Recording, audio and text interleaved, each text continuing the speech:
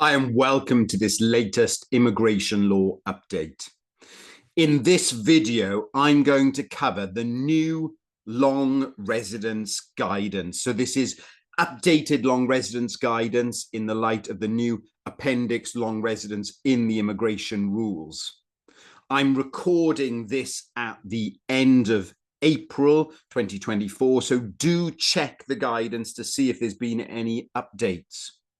If you're interested in more training on this issue, in May 2024, I'm doing a couple of live in-person training events in London and in Birmingham. And if you scan this QR code or go to this link, you can see details of my upcoming training events, along with loads of free resources. And I'd encourage you to get the free resources available on this link. So this is version 20 of the long residence guidance. This was updated on the 11th of April 2024 when the new immigration rules came into force. So look at the introduction to this guidance. And what I've done on the slides, I've put selected extracts from the guidance. So this is not the whole of the guidance, but just selected extracts. So it says this: Appendix Long Residence replaced provisions in Part 7, so that's 276A to 276D of the immigration rules on the 11th of April 2024. The long residence route is for a person who has lived in the UK lawfully and continuously for 10 years or more. The person can count time with permission on most, remember that word, most routes towards the 10-year qualifying period. A person may apply for immediate settlement if they meet all of the requirements for settlement, or may apply for temporary permission to stay, that's 24 months, if they meet the suitability, qualifying, and continuous residence requirements, but not both the English language and the knowledge of life in the UK requirements. Now, I've covered the rules themselves in another video, and I'll put a link to that video at the end of this video and in the description. So have a look at my other video to go through the rules themselves. A person who's lived in the UK for a long period but is not lawfully and continuously resident for 10 years may be eligible to apply under Appendix Private Life. Notice that there is no provision within the immigration rules for an applicant to include dependents on a long residence application. Dependents must make their own application if they can satisfy the 10-year long residence rules. So these rules have now been updated, sorry, the guidance have now been updated to reflect the new Appendix Long Residence rules. So what are the qualifying period requirements for settlement on the long residence route? So the guidance refers to LR 11.1 to 11.4 of Appendix Long Residence. Have a look at that other video that I've done. And you've got to have a continuous qualifying period of 10 years lawfully in the UK, during which one or a combination of the following applies. You've got to have permission to stay, be exempt from immigration control, or have a right under the EEA regulations. But look at that first bullet point in relation to permission to stay. That doesn't include permission as a visitor, short-term student English language, or a seasonal worker, or any of their predecessor routes. Also notice that it says time spent on immigration bail, temporary admission, or temporary release do not count towards the qualifying periods for the long residence route. No periods of overstaying, disregarded or otherwise, are included in the calculation of the continuous residence for the qualifying period. So even if some overstaying is disregarded, it doesn't positively count towards the 10-year qualifying period. We know that from the case of Afsal, and that's been included in Appendix Long Residence. No periods of exceptional assurance, this is relating to COVID now, between 1st September 2020 and 28th February 2023 are included in the calculation of the continuous residence for the qualifying period.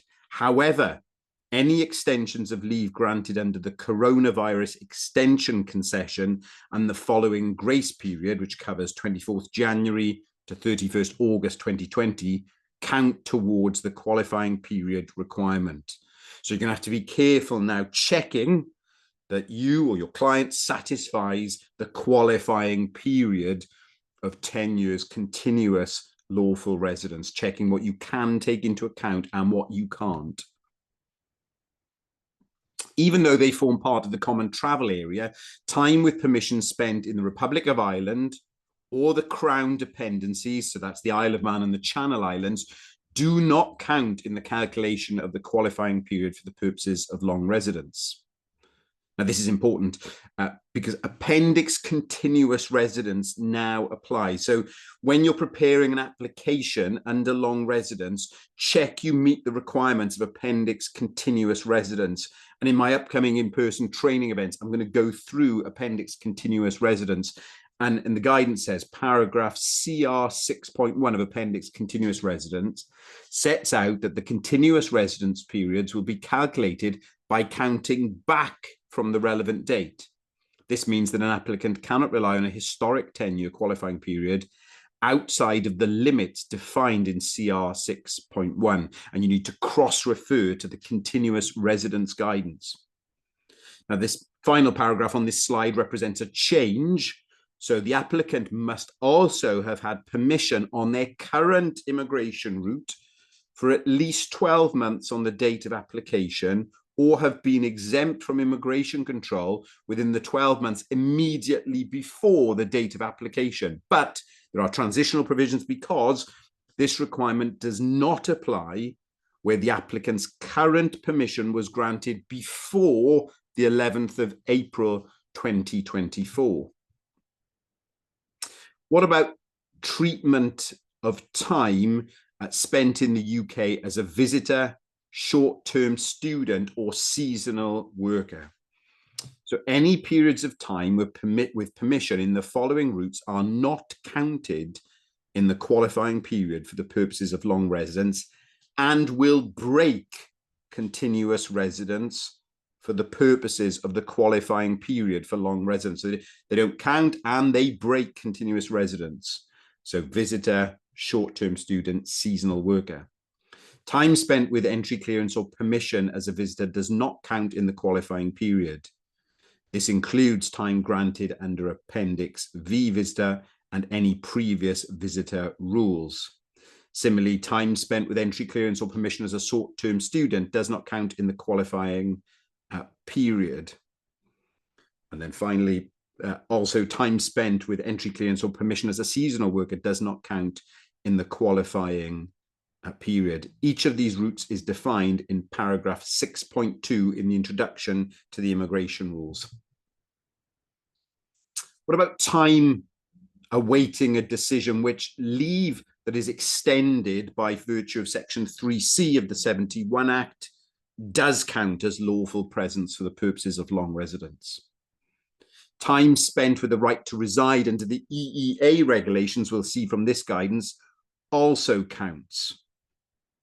And look at the final one on this slide. Time spent in the UK as a British citizen, and I've recently been asked a question about this by somebody, or the representative of somebody who'd renounced their British citizenship. Time spent as a British citizen must be counted in the qualifying period. People may have spent time in the UK as a British citizen and since renounced their British citizenship. Time spent as a British citizen in the UK would still count in the qualifying period for 10-year long residence applications. And what about the continuous residence requirements? The continuous residence requirements, that's LR 12.1, are set out in Appendix Continuous Residence. So you've got to cross-refer to those.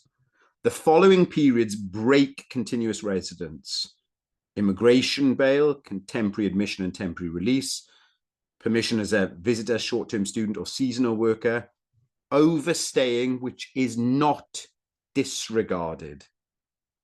The following periods will not break continuous residence: overstaying which is disregarded, time spent in the common travel area, Appendix Continuous Residence recognises that its provisions are different from the previous long residence rules at paragraph 276A and makes transitional arrangements specifically for long residence applicants. And this is important.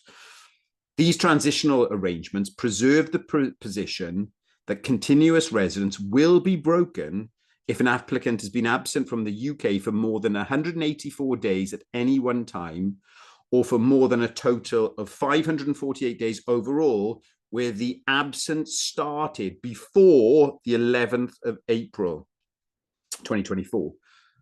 This means that any single absences started before 11th of April 2024 must be no longer than 184 days.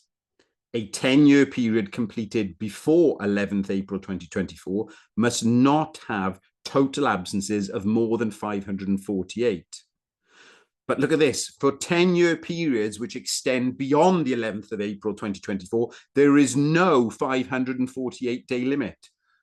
Third bullet point, from the 11th of April 2024, the applicant must not have been outside the UK for more than 180 days in any 12-month period. Paragraph CR 4.1D3 also preserves the position in the rules as of 10th of April 2024 for applicants who had permission when they left in the UK and returned to the UK with a valid permission, provided they do not exceed the limit of permissible absences. For more details, see the continuous residence guidance. So I hope that is helpful to you, and do check the guidance and check for any updates. Do cross-refer to Appendix Continuous Residence when you make your long residence applications under the new Appendix Long Residence. As I've said, this link and QR code will get you to my updates, but also to some in-person training where we can cover these issues in some more details. I hope that's helpful to you.